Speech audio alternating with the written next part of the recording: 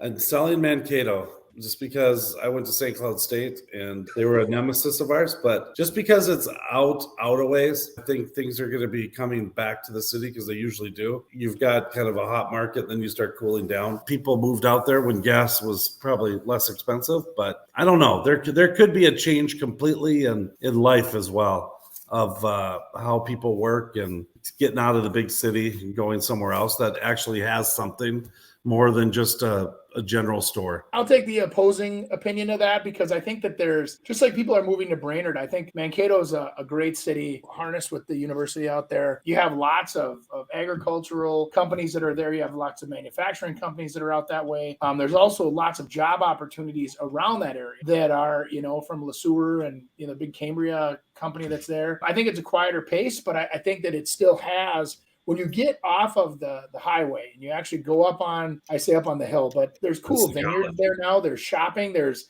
you got everything from your Five Guys burgers to your, different steakhouses to, it's not the rural living that it was probably 10 years ago.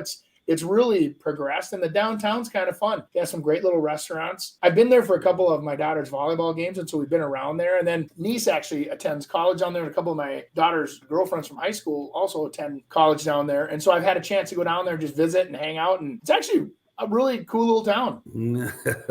Nice guy. Hastings is on the river. They had a Perkins we always went to, just so you know. That was a good one. They had a super cool football stadium right there when you come into town. I don't know. Hastings is... I think I've sold maybe one, maybe two houses in Hastings my whole career. So I don't know it's super good, but I kind of like the old bridges that go over the rivers and come into the old downtowns, and just kind of got kind of a neat feel. To me, it's a little too far out for everything. For commuting? Yeah, but I'm just kind of, and maybe it isn't. I mean, it's just to go to a ball game or to, I guess. What about a concert? You got Treasure Island right there. And you got Meesville. You got a lot of good town ball that happens around there. Port City, you could get on your pontoon, your luxury cruiser, and go from place to place and see lots of stuff. Slip over to Wisconsin real fast. Jeez, maybe I don't know what the living conditions are like there. I don't know what the schools are like. I've only driven through the town, and I've spent a few hours at a time there where we've been to restaurants or like that. I think it's Riverview Marina is there, the old Pirates Cove.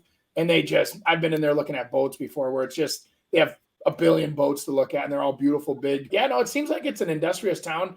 And then some people do commute, improve the roadways and things, but. Yeah, I'll tell you what, I'm kind of going into this kind of like I do basically on every single house that I show. I always kind of say the positives, but hey, here's kind of some of the negative things that you're going to deal with. And that is what you deal with. These things that we're talking about are exactly what other people are going to say. And what you have to do is you got to get people to justify your advantages rather than the negatives. That's how you market houses. Well, you either grow up there or you're transferring in.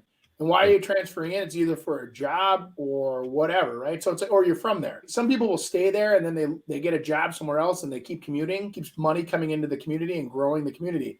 Why does the community grow though? Is really, organically is always a $1 million, question for a lot of cities is how do you grow your city, keep a healthy population? Like we were talking a few months ago about Rochester having that, big, beautiful medical center there.